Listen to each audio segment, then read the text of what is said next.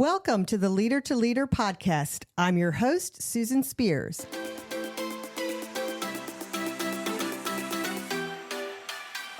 Our guest today is Howard Owen. He is the owner of Stafford Printing here in the Fredericksburg, Virginia region, specifically in Stafford, Virginia. Howard, welcome. Thank you for having me, Susan. Yeah, I'm so excited to see you today. Listeners, you won't know this, but I started my morning with Howard, too, because we're both in the Fredericksburg Rappahannock Rotary Club, where we had a great breakfast this morning, right? Bacon and eggs. Great breakfast, great conversation, nice cup of coffee, and a good group of people. Yeah, so we both just got out of trouble because when Rotary listens to this, they'll know that we mentioned them right at the beginning. I'm not wearing a pin, but at least we can say we mentioned them. Yes, yeah. we did. Well, you know, the reason I'm so excited to have Howard here, he's a legacy member of our community here. 38 years with Stafford Printing, and I know he's going to tell us more about the business, but you can only imagine in those 38 years, which began in 1987, how many changes he's had in his industry and yet continued to be a strong, thriving business no matter what challenges come out there in the world. It's just, he's a phenomenal business story. And he's a great leader in the community because he doesn't just run his small business. You know, you can do that. You can run your business and not connect to the community, and that's okay. But in Howard's case, he's always giving back to the community, and he's involved in so many things. He's been on the boards of Lois Ann's Hope House, the Stafford Hospital Foundation, the Stafford County Economic Development Authority, and today he's serving on the Stafford Hospital Foundation Board, and he's a trustee for Mary Washington Healthcare.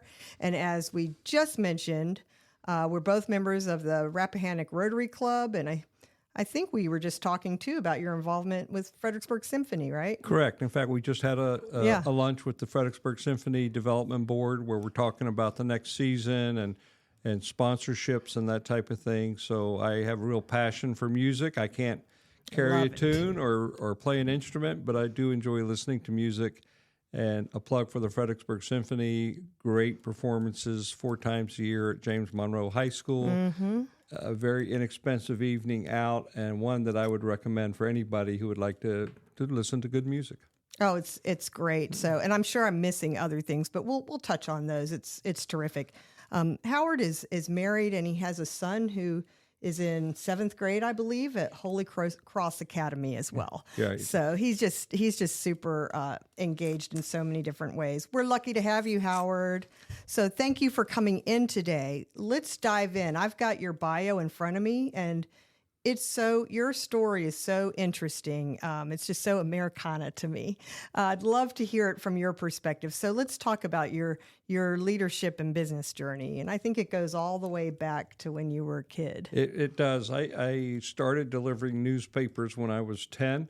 I was from a military family, so our family moved around quite a bit, but we moved to Woodbridge in 1968. And within a few months, I had a Washington Star paper route, which I kept until right before I graduated from high school. And I absolutely enjoyed delivering papers. I enjoyed making money because we didn't have any money. And if you wanted if you wanted something, I wanted Chuck tennis shoes, I remember.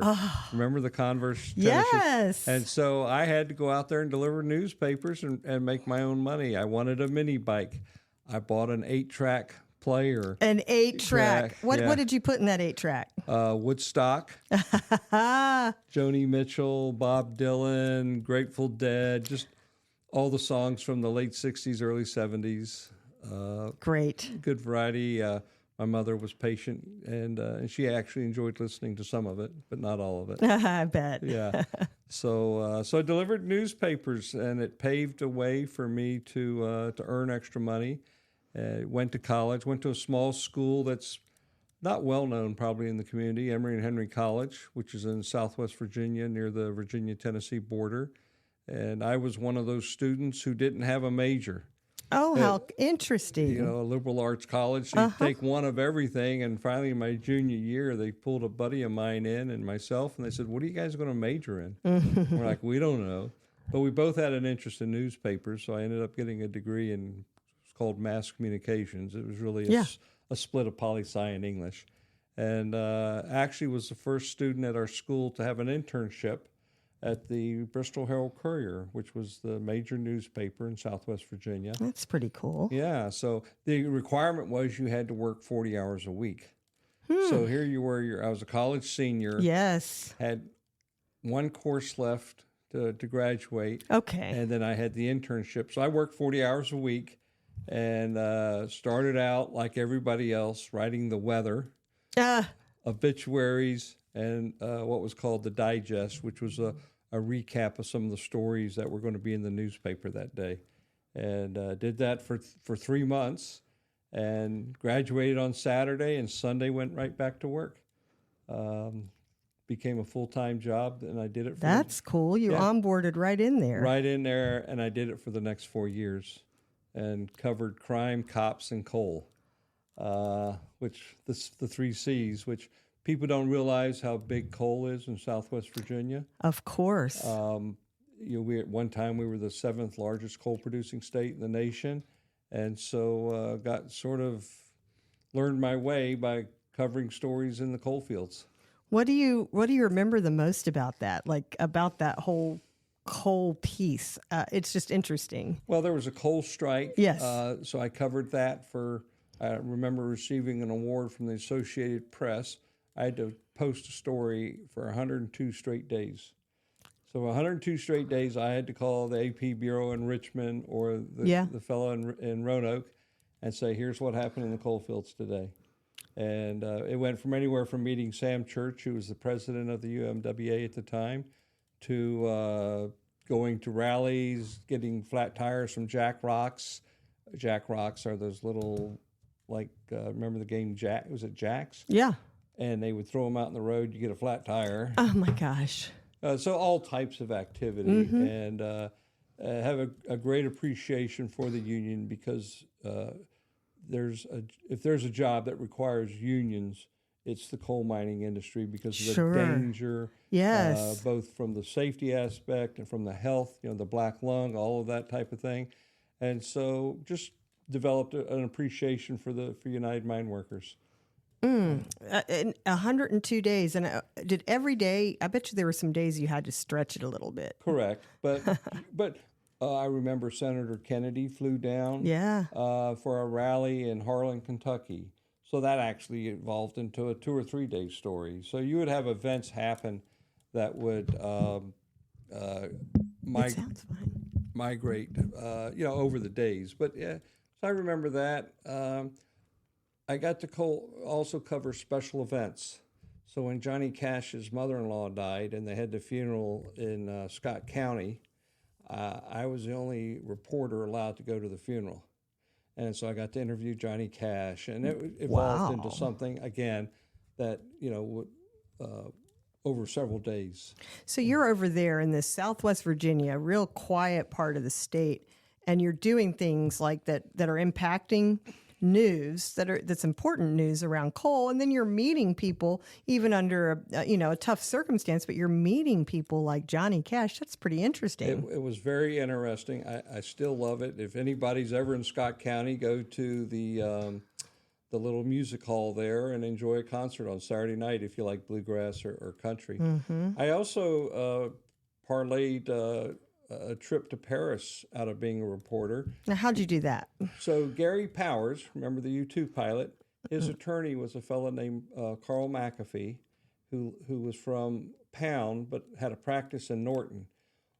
He was recruited to represent a lady whose son was being held hostage by the Iranians during the Iranian-U.S. hostage event, which was, I think, 79 or 80. Right.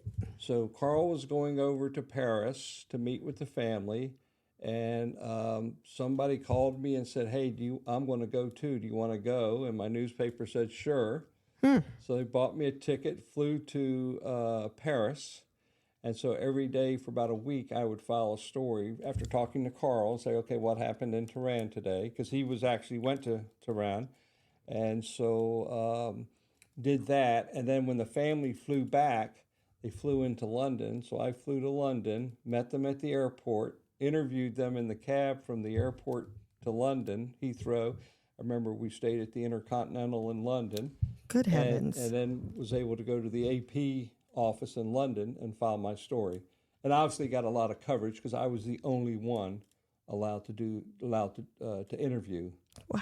So that was pretty amazing. Were you pinching yourself, looking around like, is this really happening? It was crazy. And the other thing was, Carl told me to register in the hotel under a fake name for the family because he didn't want anybody to know that they were there, or the publicity and whatnot that might arise out of that.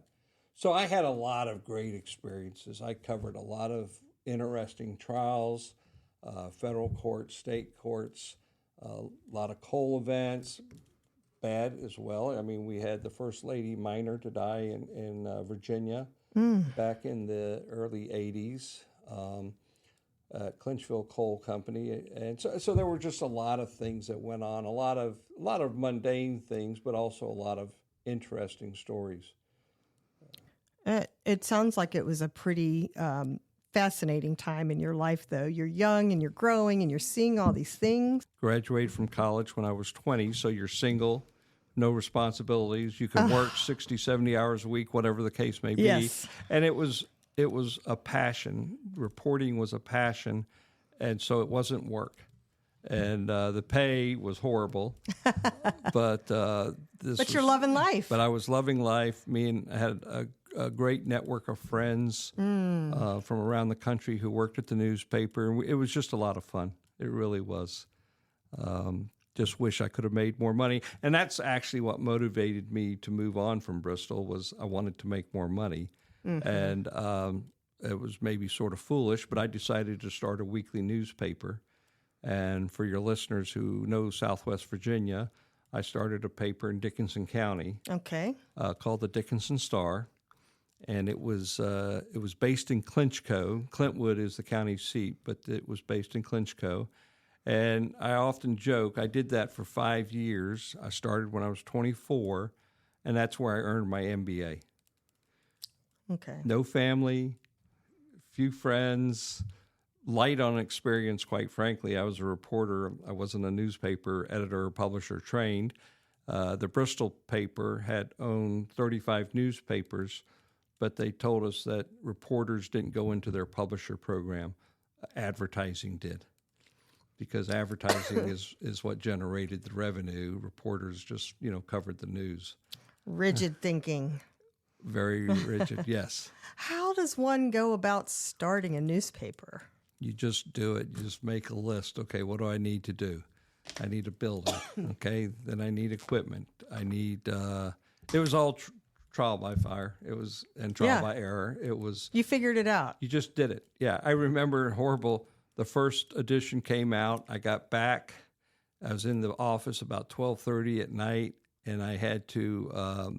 Still had a lot of work ahead of me, and I just sat at my desk and cried because I'm like, this is just not great. This is so hard. I didn't do a great job.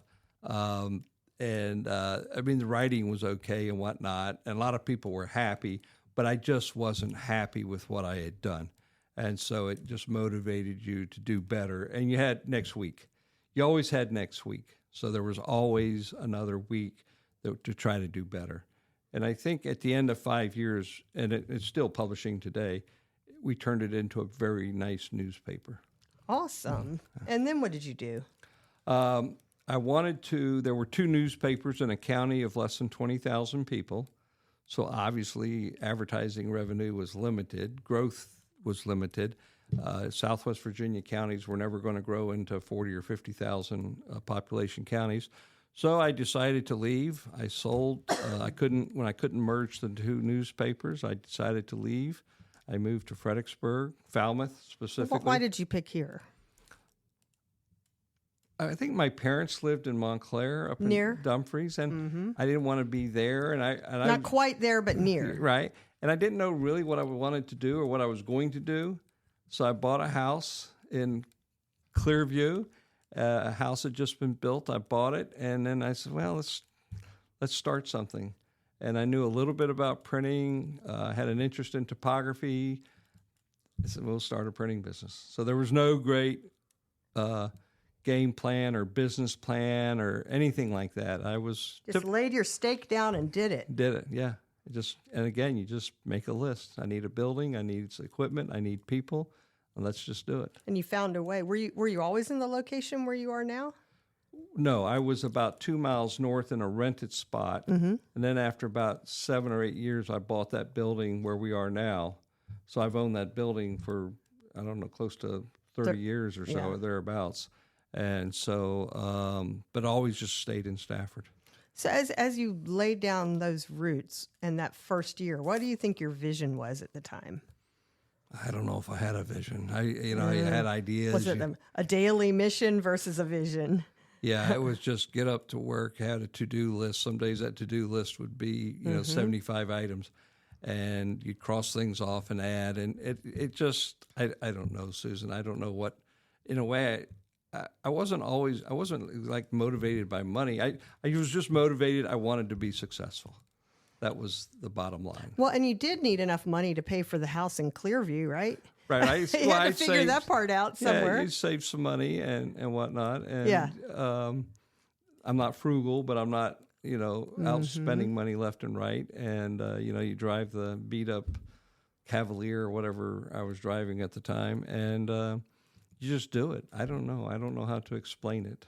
Well, one day you woke up and you were at around that 5-year mark where you get that itch, that 4 to 5 year, and you stayed and you kept with it. So walk us through kind of that period of time. And so that's going to be like the early 90s or so, early to mid 90s. And back then there was a company in town, Cardinal Press. Yes.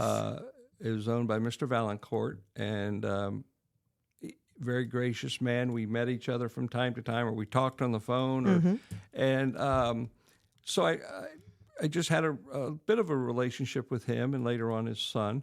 But I just motivated. They were considered I think the benchmark of success of a printing company in the region.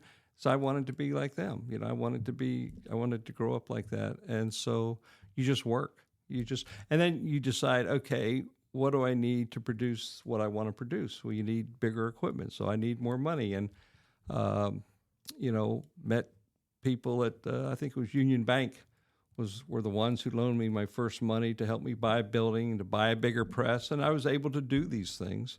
And again, it was you just worked. You were just motivated by wanting to be successful.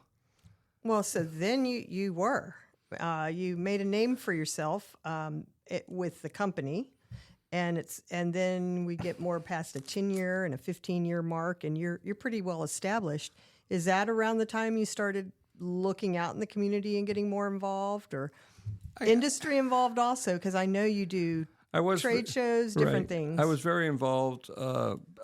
For about 15 years. I was Hewlett-Packard, HP, had a users organization called D-Scoop, and I was the chair of that at one time. And the presses are manufactured in Israel, so made a few trips to Israel. Wow, interesting. Yeah, but I just as you become part of the community, i.e., you go to the church or you go to sporting events or you belong to the pool or you just do things, and so then you want to participate. You join the Chamber of Commerce. I remember back then we had a green committee with the chamber with Rebecca Rubin from Marcel Day, and working with her and just working with all these different people, it really grew your thinking. My dad always told me, you got to get out from under the oak tree, i.e., you got to get out from under the shadows if you want to grow, and that motivated me to do that and to join some of the various nonprofit boards that I served on, but just wanting to help, i.e., really wanting to help your community. So my mother was a teacher's aide and my sister was a school teacher, and my dad always said, well, you got to take care of the schools, of the teachers or whatnot. So, for years we gave free paper away, and then you just get involved, you meet more people, and you start donating, and you start doing things, and then you get asked to serve on some boards and whatnot. And I think it's a natural progression as you go through your business career to be a little more involved, and you get more staff. Your people are a little more experienced and can provide some leadership within the company, so you have more time to do some things that you want to do.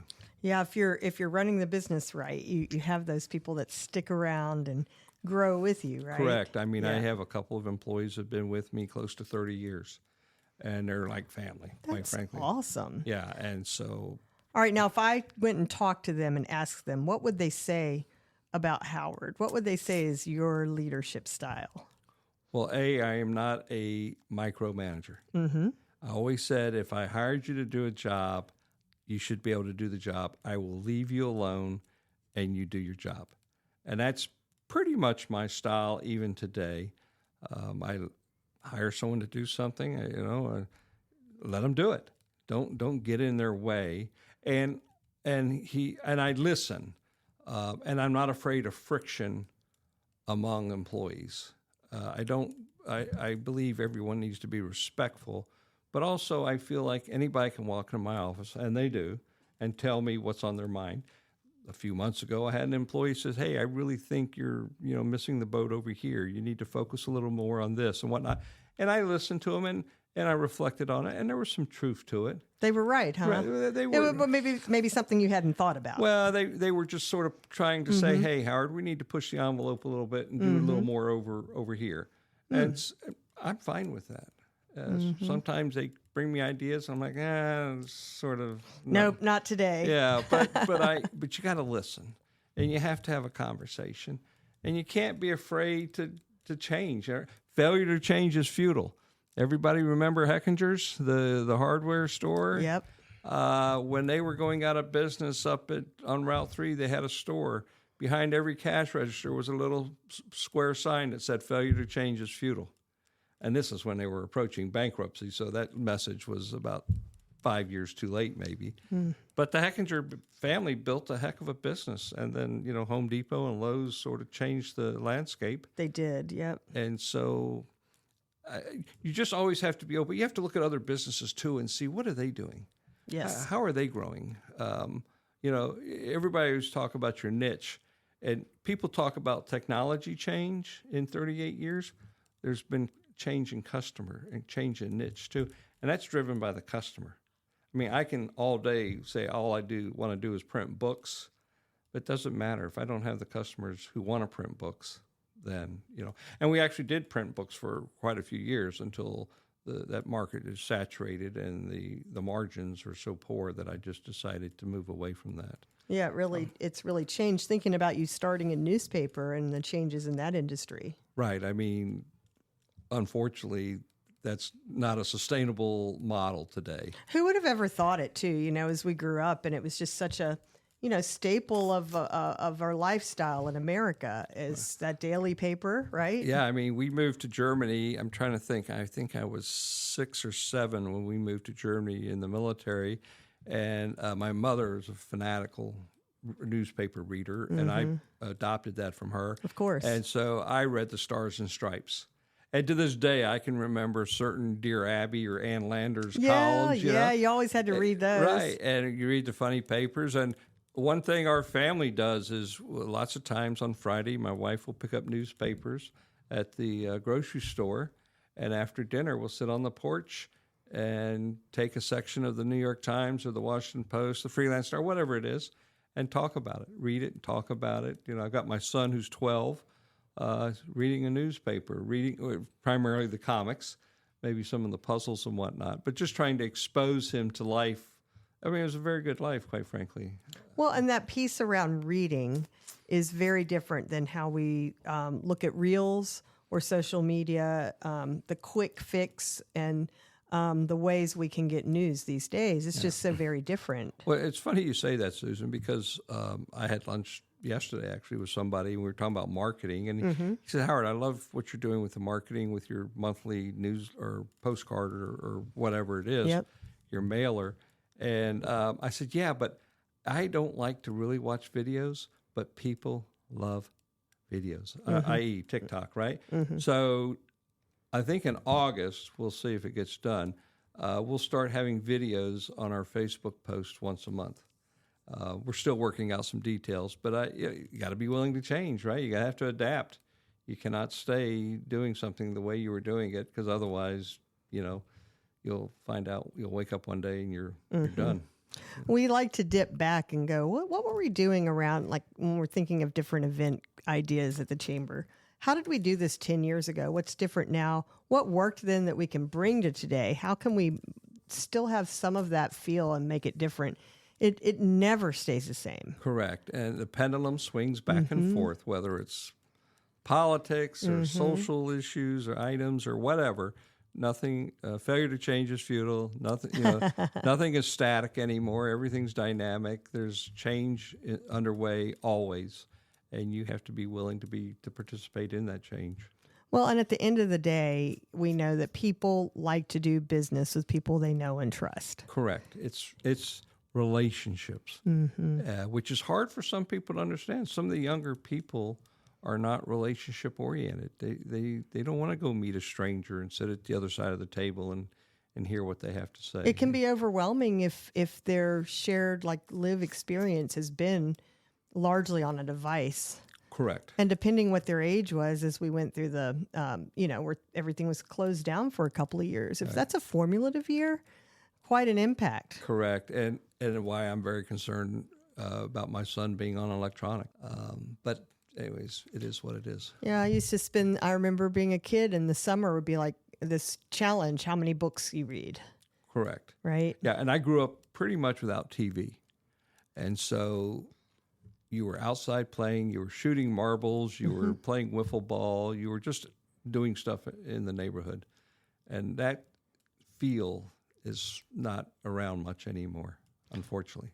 Yeah, I don't know the answers to that, because it's a shift in society. Correct, but it's up to the parent to. And people kind of find their way back as they work their way through. The kid that's, afraid of meeting the people, they will hire folks sometimes that are younger, and we say make these calls. They want to email and not call. Right. It's not their fault. It's how they're coming up, and so it's how you work through that and realize it's not so scary after all. Right, and they talk about rewiring a brain. I don't know how that works or how it.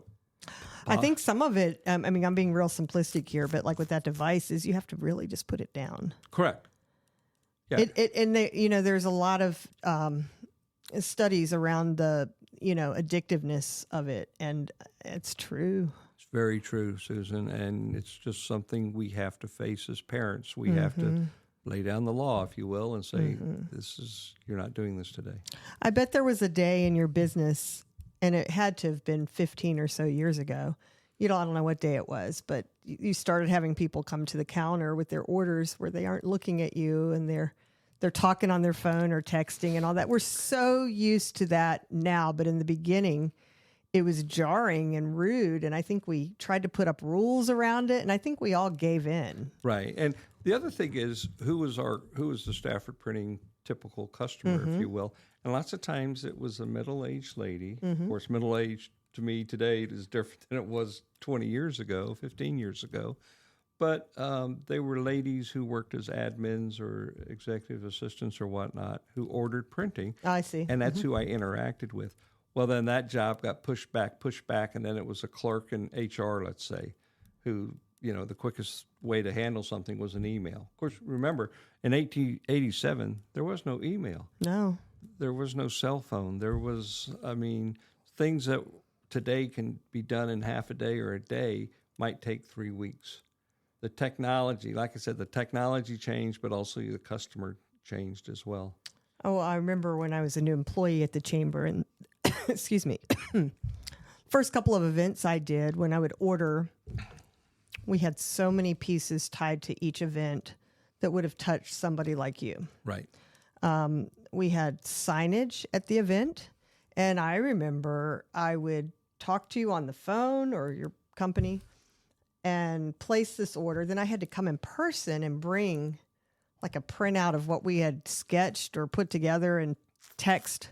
Right. And then you all did it and you put it together. You'd maybe send me an email to look at. I might drive back and forth in the car to your business 2 or 3 times on one sign. Or fax. Yeah, yeah.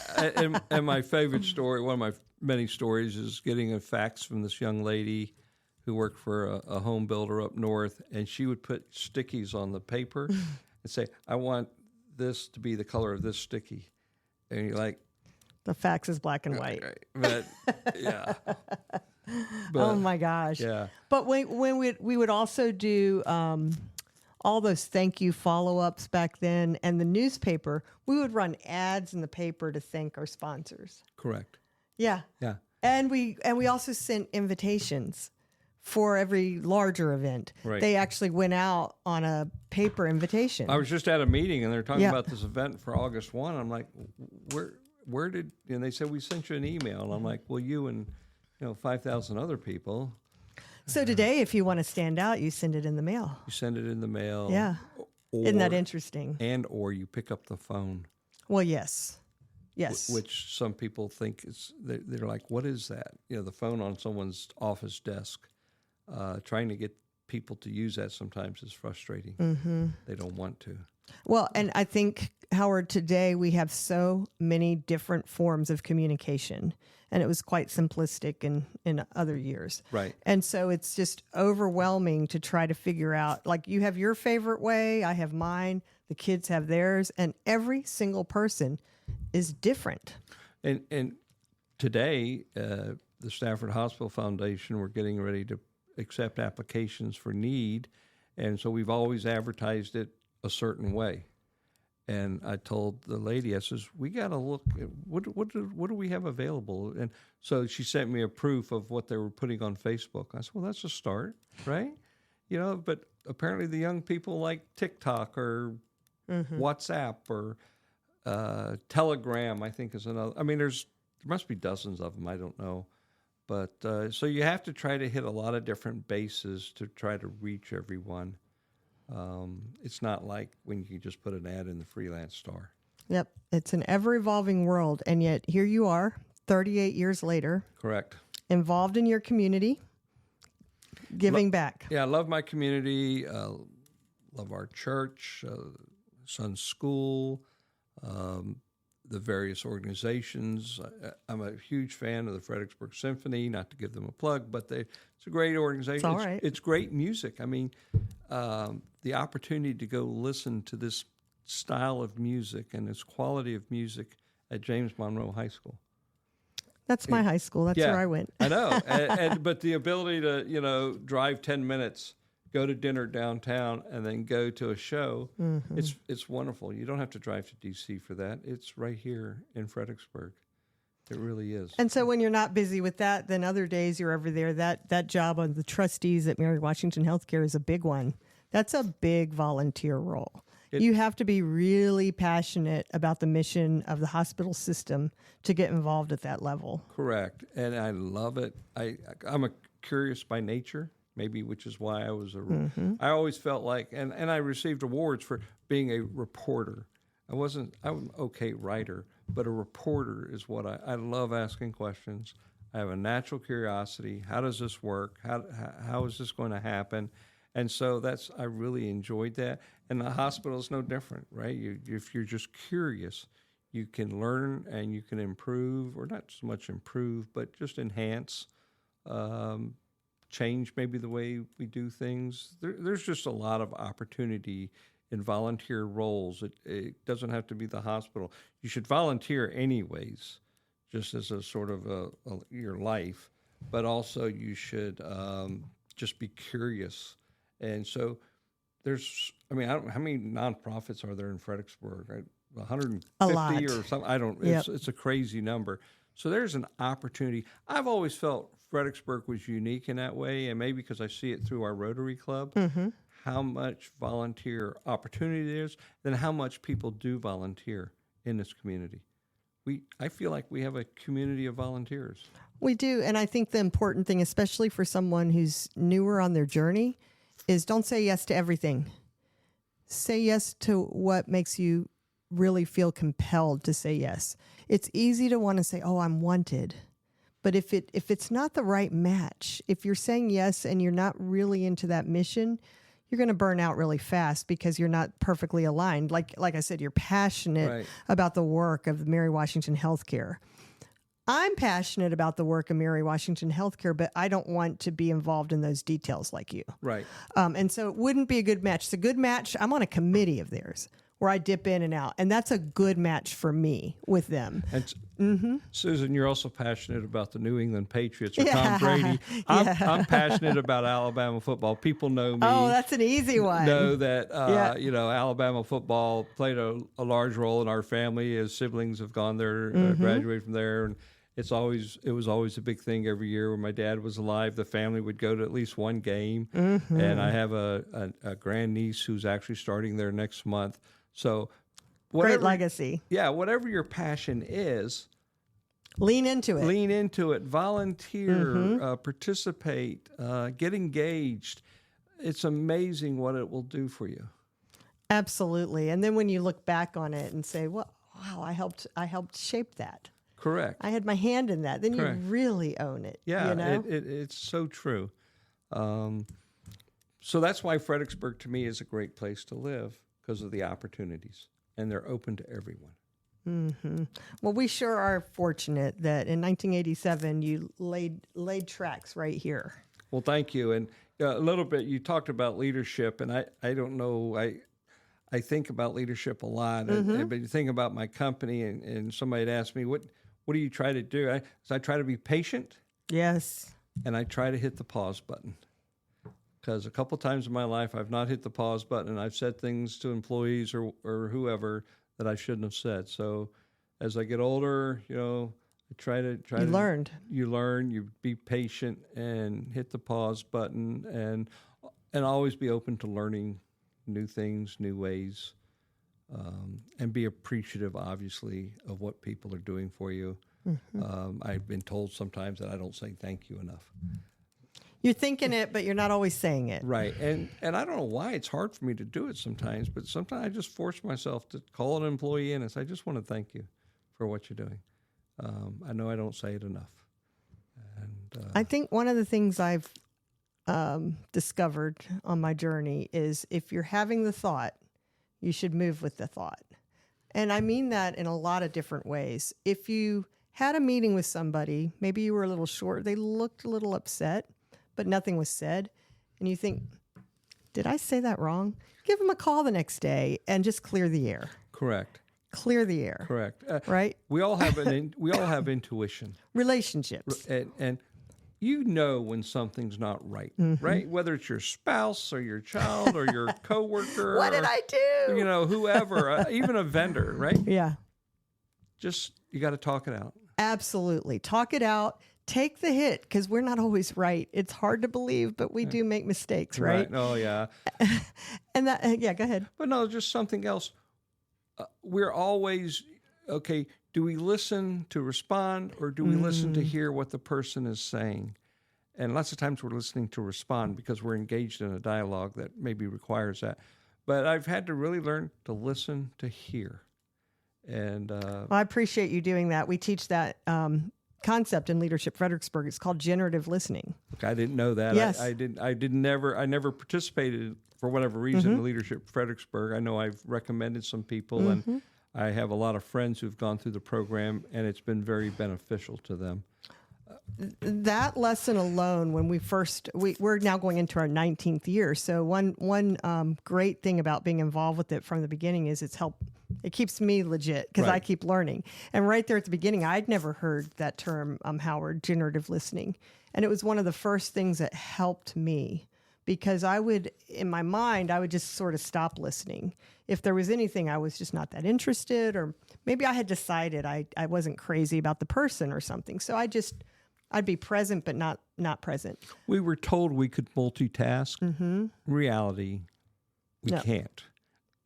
In meaningful situations, Right. i.e., having a conversation with a partner or with whoever, you can't be looking at your phone reading the box scores of a football game and still be listening and comprehending and interpreting. And present. Yeah, and be present. It matters to them. And so the person that you've decided you're not as crazy about, when you really listen, you might find out you're wrong. Right. Because you had just shut off for whatever reason. So shutting that back on and being open. And frankly, I sort of learned that at a young age. When I was in college, I was in a fraternity at a very small school. There were 20 guys in our fraternity. But, man, we were like 20 different people. it was amazing the spectrum of the people who was in that group. And to this day, I often marvel, how were we able to do that? And sports was the common denominator. Yeah, team. We all played sports, but we didn't want to play for the school, right? I played baseball one year, but I would much rather do the annual trip to Myrtle Beach, than going on a road trip to wherever. And so, but it was amazing. And that group of guys is still today, I mean, relatively in touch. That's great. Yeah. That's great. I am so enjoying having this conversation with you. It's just good to hear kind of parts of your leadership journey and then your philosophy on how you just go about your day and how you manage with people and customers and clients, family, community. It's all terrific. Thank you. Yeah. Keep it simple. Keep your family close. It's my mother's in North Carolina. My wife's family's in Massachusetts. So it's not always easy, but you work at it. You work at it, and you have to be intentional about the things that matter to you, right? Correct.